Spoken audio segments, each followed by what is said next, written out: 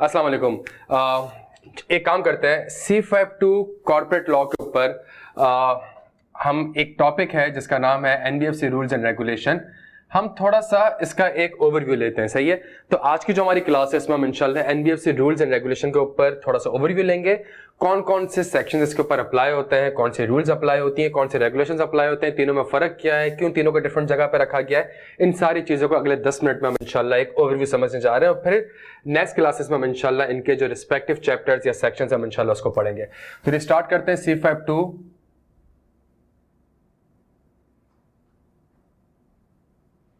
Corporate law से, जिसमें हमारा आज का टारगेट यह है कि हमने ओवरव्यू लेना है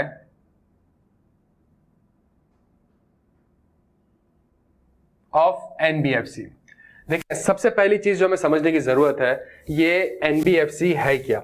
देखिए, इसको आप इस तरीके से समझें कि एक जब भी मुल्क की इकोनॉमी को ग्रो करना होता है ना, वो किस तरीके से इकोनॉमी ग्रो करेगी, जब बिजनेसेस हो रहे होंगे, इकोनॉमिक सेक्टर डिवाइस हो रहे होंगे, चीजें आपस में स्टैब्लिश हो रही होंगी, रिसोर्सेज अवेलेबल होंगे, रेगुलेटर्स अवेलेबल होंगे। फॉर एग्जांपल आप यूं समझें कि आपके पास इस मुल्क में कितने बैंक्स हैं, ठीक है, आपके पास हार्डली 10-15 बैंक्स होंगे। इन बैंक्स का बिजनेस क्या होता है? अगर मैं बैंक्स के बिजनेस की बात करूं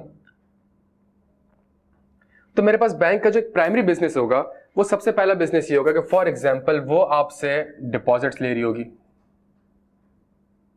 इन डिपॉजिट्स को क्या कर रही होगी? इन डिपॉजिट लेने के बाद वो आगे बैंक्स आपको आगे इन्वेस्टमेंट कर रही होगी। और वो इन्वेस्टमेंट कहां पे कर रही होगी? वो इन्वेस्टमेंट बेतहाशा चीजों में कर रही होगी। फॉर एग्जांपल किसी को घर चाहिए तो उसने हाउस लोन प्रोवाइड कर दिया, ठीक है ना जी। फॉर एग्जाम्पल अगर किसी को कोई चीज लीज पे चाहिए, गाड़ियां वगैरह लीज पे चाहिए, उसने वो लीज प्रोवाइड कर दी। फॉर एग्जाम्पल कोई एक बंदा है, उसके रिसीवेबल्स हैं, 6-8 महीने बाद वो पैसा रिसीव होगा, बैंक के पास गया, बैंक ने उस रिसीवेबल को डिस्काउंट कर दिया। बैंक ये सर्विसेज भी आपको प्रोवाइड करती है। और इसके अलावा बैंक क्या कर रही होती है? फॉर एग्जाम्पल आपको कोई बिजनेस करना है और आपको पैसे की जरूरत है, उसने आपके बिजनेस वगैरह में कुछ इन्वेस्टमेंट कर दी, उसने आपके बिजनेस वगैरह में कुछ इन्वेस्टमेंट कर दी, आपको कुछ लोन दे देगा जी, आप बैठ के ये बिजनेसेस वगैरह कंडक्ट कर रहे हैं। नॉर्मली बैंक्स हमारे पास ये काम कर रहे होते हैं, इसके अलावा भी कुछ काम कर रहा होता है। फॉर एग्जांपल एक टीम बैठी होती है, एक पूरी टीम बैठी होगी जो फॉर एग्जांपल मार्केट्स में इन्वेस्टमेंट कर रही होगी। आपसे पैसा लेगी तो आपको रिटर्न कैसे देगी? जब आगे वो शेयर्स वगैरह में इन्वेस्टमेंट कर रही होगी, गवर्नमेंट ट्रेजरी बिल्स में इन्वेस्टमेंट कर रही होगी, बेतहाशा इन्वेस्टमेंट कर रही होगी। अच्छा, तो टेक्निकली कर क्या रही है? पैसे लेती है, इन जगह पे इन्वेस्ट करती है, रिटर्न कमाती है। अगर फॉर एग्जांपल एक बंदा उठ के आता है और वो बंदा उठ के आता है और कहता है कि लाइट से जी, मुझे सिर्फ और सिर्फ ये वाला काम करना है। कौन सा वाला काम करना है? मुझे ये हाउस वाला काम करना है। मुझे सिर्फ और सिर्फ एक कंपनी बनानी है जो कि सिर्फ और सिर्फ हाउसिंग सर्विसेज प्रोवाइड करेगा, हाउस लोन के अगेंस्ट लीज देगा। तो अभी ये काम कौन कर रहा है? अभी तो ये सारा काम बैंक कर रहा है। तो इसका मतलब है अगर उसको ये वाला काम भी करना है तो इसके लिए भी इसको क्या बनाने की जरूरत है? इसके लिए भी इसको बैंक बनाने की जरूरत है। और जब बैंक बन जाएगा तो आप सबको पता है कि जी State Bank of Pakistan engage हो जाएगा इसके ऊपर। और स्टेट बैंक ऑफ पाकिस्तान के जो रेगुलेशंस है, रूल्स एंड रेगुलेशन है, वो हम सबको आइडिया है कि वो किस तरीके से बैंकिंग ऑर्डिनेंस पूरा अप्लाई हो जाएगा। करना उसको एक बिजनेस है। एक और बंदा आता है, वो कहता है यार मैंने एक काम ये करना है कि मैंने लोगों से पैसा लेना है और लोगों से पैसा लेके मैंने आगे उसको इन्वेस्ट करना है और रिटर्न कमाना, रिटर्न कमा के हम लोगों ने आपस में शेयर करना है। अगेन वो क्या कहते हैं, तो बैंक का बिजनेस है, आप बैंक खोल लें। अब आप सोचे ना इस तरीके से किस तरीके से कि आपको एक बिजनेस करना है और आप बिजनेस कर नहीं पा रहे, सिर्फ इसलिए नहीं कर पा रहे कि जी आपको एक ये सारे काम कौन कर रहा होता है? बैंक कर रहा होता है। इसी चीज के लिए हमारे पास एक कॉन्सेप्ट आया और उस कॉन्सेप्ट का नाम क्या? उस कॉन्सेप्ट का नाम है non banking finance companies, NBFC. इसका मतलब क्या है? इसका मतलब यह है कि जी मैं अगर चाहूं तो मैं एससीसीपी के पास जा सकता हूं और एससीसीपी के पास जाके ये कह सकता हूं कि मुझे ये हाउसिंग सर्विस प्रोवाइड करनी है, मुझे लाइसेंस दे दें, मैं इसके अलावा और कोई काम नहीं करूंगा। लेट से आप मुझे एक लाइसेंस दे दें और मैं बैठ के ये हाउसिंग सर्विसेज प्रोवाइड करूंगा, या मैं ये डिस्काउंटिंग सर्विसेज प्रोवाइड करूंगा, या मैं इन्वेस्टमेंट एडवाइजरी सर्विस प्रोवाइड करूंगा। तो यहां पे एक कॉन्सेप्ट आता है एनबीएफसी का।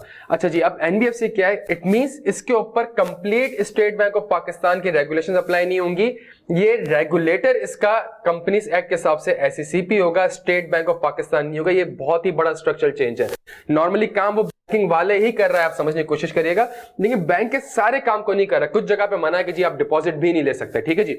अच्छा, अब जब ये एनबीएफसी हमारे पास आ जाएगी प्यारे बच्चों, अब जब ये हमारे पास एनबीएफसी आ जाएगी तो हमें ये समझने की जरूरत है कि यार एनबीएफसी आ गई तो इसका मतलब है इसके ऊपर बैंकिंग ऑर्डिनेंस अप्लाई नहीं होगा, इसके ऊपर स्टेट बैंक ऑफ पाकिस्तान की रेगुलेशंस अप्लाई नहीं होंगी।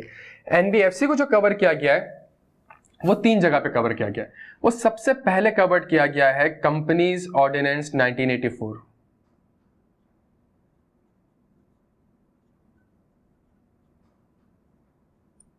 सबसे पहले जो कवर किया गया है वो कंपनीज ऑर्डिनेंस 1984 है। सर आप कैसी बातें कर रहे हैं, हमारे मुल्क में तो कंपनीज एक्ट अप्लाई हो चुका है। कंपनीज एक्ट ने कंपनीज ऑर्डिनेंस 1984 को रिपील कर दिया है, एक्सेप्ट फॉर जो कंपनीज ऑर्डिनेंस में सेक्शन 282 था जहां पे एनबीएफसी को डिस्कस किया गया है, वो इंटैक्ट है, वो कंपनीज एक्ट में नहीं है, कंपनीज ऑर्डिनेंस में है।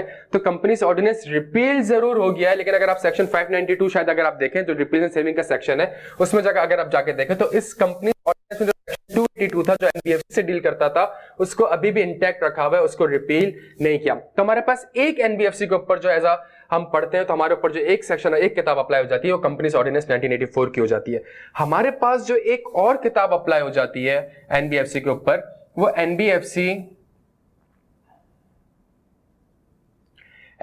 रूल्स है। एनबीएफसी रूल्स 2003 के हैं, वो हमारे ऊपर अप्लाई हो जाता है। और फिर उसके बाद हमारे पास एक और चीज अप्लाई हो जाती है जिसका नाम है NBFC regulation. So as a student आपके लिए बड़ा जरूरी है ये देखना कि जी ये नॉर्मली बिजनेस बैंक वाला ही है, लेकिन बैंकिंग ऑर्डिनेंस 1962 के ऊपर अप्लाई नहीं होगा। इसके जो डैडी होंगे, जो रेगुलेटर होंगे, वो स्टेट बैंक ऑफ पाकिस्तान नहीं होगा, इसके डैडी, इसके रेगुलेटर एससीसीपी होगा। Companies ordinance 1984, NBFC rules and NBFC regulation, ये 3 चीजें इसके ऊपर अप्लाई होंगी। काम ये टेक्निकली स्पीकिंग बैंक्स का ही कर रहा होगा, लेकिन कंप्लीट बैंक का बिजनेस नहीं कर रहा होगा। तो बैंक के अगर आपने देखा होगा जो बैंक के बिजनेस का एक सेक्शन है उसमें 10-15 किस्म के बिजनेस आ रहे हैं। अगर मैंने कोई एक बिजनेस कर रहा है तो मुझे बैंक खोलने की जरूरत नहीं है, मैं एनबीएफसी खोल के एससीसीपी से लाइसेंस लेके भी इसको कर सकता हूं। यहां तक बात समझ आती है। अच्छा सर, ये 3 चीजें हमारे पास आ रही है। अगेन आपको बता दूं मैं, हम आज की क्लास में सिर्फ और सिर्फ इसका ओवरव्यू ले रहे हैं ताकि हमें पता चल जाए कि है क्या चीज इसके अंदर। तो इसका मतलब है सर एनबीएफसी कितने किस्म की है हमारे पास कोई 8 किस्म की एनबीएफसी है, सही है ना। हमारे पास डिस्काउंटिंग सर्विसेज की एनबीएफसी भी हो सकती है, हमारे पास हाउस लोन की भी हो सकती है, हमारे पास लीज की भी हो सकती है, हमारे पास इन्वेस्टमेंट एडवाइजरी सर्विसेज भी हो सकती है, इन्वेस्टमेंट फाइनेंस सर्विस भी हो सकती है, हमारे पास वेंचर कैपिटल भी हो सकती है, हमारे पास एसेट मैनेजमेंट कंपनी। ये 7-8 किस्म की एनबीएफसी है जो कि हमारे पास अप्लाई हो रही होती है। इनकी इंडिविजुअल डेफिनेशन के ऊपर हम आगे जाकर इंशाल्लाह देखेंगे, बट कुछ डेफिनेशन आपको यहां से क्लियर हो गई होंगी। देखें अब बात यह है कि अगर मुझे एक एनबीएफसी बनानी है तो सबसे पहले कंपनीज ऑर्डिनेंस 1984 आ जाएगा। और कंपनीज ऑर्डिनेंस 1984 का अगर आप देखें तो बहुत ही जेनेरिक बात करता है। और वो बात क्या करता है कि जी एनबीएफसी खोलनी है, ठीक है जी, आपके पास लाइसेंस होना चाहिए। सुनिएगा मेरी बात को, आपके पास लाइसेंस होना चाहिए। अच्छा, इस लाइसेंस की कंडीशंस क्या होंगी, ये रूल्स में डिफाइंड है। मेरे पास 2 किस्म की कंडीशंस कि जी लाइसेंस लेने जाना है तो आपको इन कंडीशन से कंप्लाई करना पड़ेगा। एक कंडीशन तो ऑब्वियसली हमारे पास लाइसेंस की हो गई कि जब आपको लाइसेंस चाहिए तो आपको इन कंडीशन से कंप्लाई करना पड़ेगा। और वंस आपको लाइसेंस मिल गया, आप एनबीएफसी बन गए, तो ओवरऑल एनबीएफसी के ऊपर, आपकी कंपनी के ऊपर कुछ कंडीशंस अप्लाई होंगी। ओवरऑल एनबीएफसी और आपकी कंपनी के ऊपर कुछ कंडीशंस अप्लाई होंगी, आपने उनसे भी कंप्लाई करना पड़ेगा। ये हमारे पास है लाइसेंस का। कंपनी ऑर्डिनेंस से इतना कहता है कि जी लाइसेंस होना चाहिए। लाइसेंस कौन इशू करेगा? लाइसेंस एससीसीपी इशू करेगा। एससीसीपी के पास राइट है, स्टेट बैंक ऑफ पाकिस्तान के पास राइट नहीं, एससीसीपी लाइसेंस इशू करेगा। वंस जब आपके पास लाइसेंस इशू होगा तो भाई क्या कंडीशंस होंगी, किस तरह की कंडीशंस होंगी, ये सारी की सारी कंडीशंस डिफाइंड है हमारे पास एनबीएफसी रूल्स में। क्या यहां तक बात समझ आती है? और आगे वो बात करता है कि जी आप अगर आपको एनबीएफसी खोलनी है तो आपके पास एक मिनिमम कैपिटल या मिनिमम इक्विटी होनी चाहिए। अगेन कितनी होनी चाहिए ये आगे जाके मुझे एनबीएफसी रूल्स एंड रेगुलेशन से बताया गया कि जी कितनी आपके पास मिनिमम कैपिटल होनी चाहिए। शेड्यूल 1 है वो हमें बता रहा था मिनिमम कैपिटल कितना होना है, जो कि नॉर्मली 100 मिलियन है। और यहां पे आके कंपनीज ऑर्डिनेंस ने कुछ इख्तियारात की बात करी। देखिए ऑर्डिनेंस है तो इख्तियार की बात करेगा। क्या इख्तियार की बात करेगा कि जी अगर जो रूल्स हैं रूल्स को इशू करने का इख्तियार किसके पास है? रूल्स को इशू करने का इख्तियार फेडरल गवर्नमेंट के पास है। अगर आप एनबीएफसी रूल्स को भी देखेंगे तो वो लिखा हुआ है कि जी federal government is pleased to issue the NBFC rules. Federal government ने रूल्स इशू करे रूल्स जो होंगे वो फेडरल गवर्नमेंट इशू कर सकती है, रेगुलेशंस जो है वो कौन इशू कर सकता है, वो एससीसीपी इशू कर सकता है। क्या यहां तक बात हमें समझ आती है? अच्छा, तो जी हमारे पास रूल्स जो है वो फेडरल गवर्नमेंट ने बताए हैं, रेगुलेशंस जो है जो उसके रोजमर्रा की जिंदगी की चीजें होंगी वो एससीसीपी आपको बताता है। अच्छा, सेकंड मोस्ट इंपॉर्टेंट चीज हमारे पास, जब ये बन गए तो कंपनीज ऑर्डिनेंस ने कुछ इख्तियारात अपने पास रखे। फॉर एग्जांपल रूल्स भी आ गए, रेगुलेशन भी आ गए, लेकिन हालात तो चेंज होते रहते हैं। तो एससीसीपी को या एनबीएफसी के लिए कोई ना कोई गाइडेंस की जरूरत होगी, किसी ना किसी सर्कुलर की जरूरत होगी, किसी ना किसी नोटिफिकेशन की जरूरत होगी, किसी ना किसी एसआरओ की जरूरत होगी।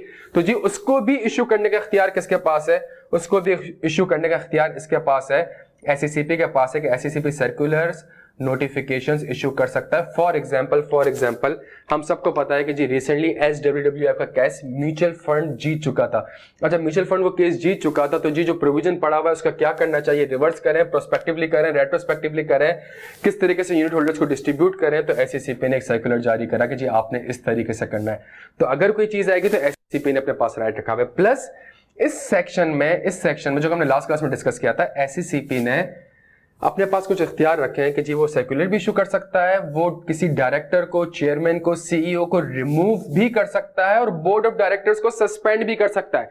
तो एससीसीपी ने यहां तक राइट रखे हैं अपने पास कि वो डायरेक्टर्स हो या बोर्ड ऑफ डायरेक्टर्स हो या फिर कोई चेयरमैन हो या फिर सीईओ, उनको तक रिमूव कर सकता है, उनको तक सस्पेंड कर सकता है। यहां पे कंपनीज ऑर्डिनेंस में हमारे पास 6-7 सेक्शन है जो कि जनरली इन चीजों से बात करते हैं।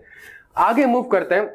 मुझे ये चीज समझ आ गया, मुझे इतना समझ आ गया, हाँ जी मैंने लाइसेंस लेना है। अब लाइसेंस कैसे लूं भाई, किस तरीके से लूं, किससे जाके लूं, क्या है, क्या रिक्वायरमेंट है, ये सारी बातें आपके पास करता है एनबीएफसी रूल्स।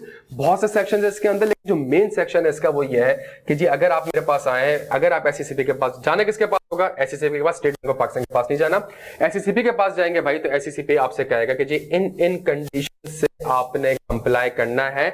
अगर आप इन कंडीशन से कंप्लाई कर लेंगे तो मैं आपको लाइसेंस इशू कर दूंगा। Once the licence had been issued, उसके बाद कुछ और। अब आप एक एनबीएफसी बन चुके हैं, और चूंकि आप एनबीएफसी बन चुके हैं तो अब आपको इन चीजों का ख्याल रखना पड़ेगा। फॉर एग्जांपल, डायरेक्टर ऐसा होना चाहिए, सीईओ ऐसा होना चाहिए, सीएफओ की क्वालिफिकेशन ये होनी चाहिए, सीएफओ का एक्सपीरियंस ये होना चाहिए, इंटरनल ऑडिटर ऐसा होना चाहिए, स्टैट्यूटरी ऑडिटर जो होगा वो क्यूसीआर रेटेड का होना चाहिए, उसकी फलां रेटिंग होनी चाहिए, पैनल लिस्ट में आना चाहिए।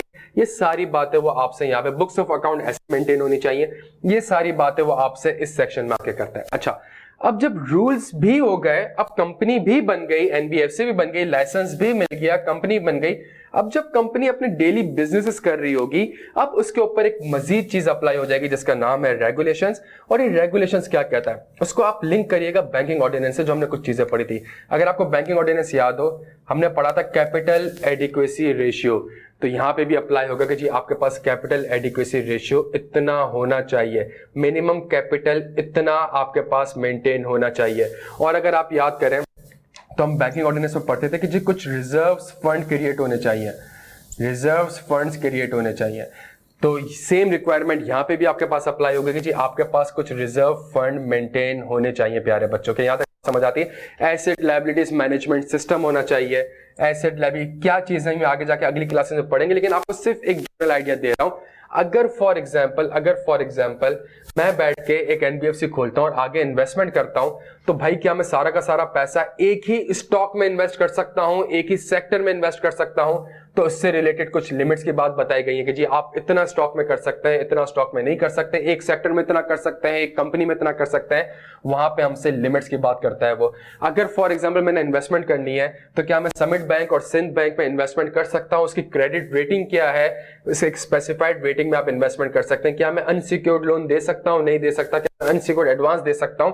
एनबीएफसी रेगुलेशंस आपसे इन सारी चीजों के ऊपर बात करता है। और यहां पे जो बात चल रही होती है वो एक बहुत ही निटी ग्रिटीज पे आके होती है, इस सिर्फ ये इंश्योर करने के लिए कि जी लाइसेंस भी मिल गया, कंपनी भी बन गई, कंपनी जो गवर्नेंस स्ट्रक्चर होना चाहिए कि डायरेक्टर कैसा होना चाहिए, सीईओ कैसा होना चाहिए, क्वालिफिकेशन कैसी होनी चाहिए, बुक्स ऑफ अकाउंट कैसे मेंटेन होने चाहिए, ऑडिटर कैसा होना चाहिए, क्रेडिट रेटिंग आपने करवानी है तो आपने किससे करवानी है, उसको पब्लिश करना है कि नहीं करना, आपके गवर्नेंस रिलेटेड मैटर से रूल्स में डिस्कशन हो गई है। अब ये एनबीएफसी कल को कहीं बैंकरप्ट तो नहीं हो जाएगी, कहीं को बंद तो नहीं हो जाएगी, कस्टमर के पैसे तो नहीं खा के चली जाएगी, किसी ऐसी जगह तो इन्वेस्टमेंट नहीं कर देगी तो वो इन्वेस्टमेंट में डूब गई, यूनिट होल्डर्स भी डूब गए। इन सारी चीजों को मैनेज करने के लिए फिर एनबीएफसी ने आपके लिए रेगुलेशंस बनाई है। तो प्यारे बच्चों, आज की क्लास में क्विक ओवरव्यू हमारा कि यार देखें, अगर मैंने एक बैंकिंग बिजनेस ही करना है और बैंकिंग बिजनेस का एक स्पेसिफिक पार्ट करना है, जरूरी नहीं कि मैं बैंक बनाऊं, मैं एनबीएफसी बना सकता हूं। बहुत फर्क है।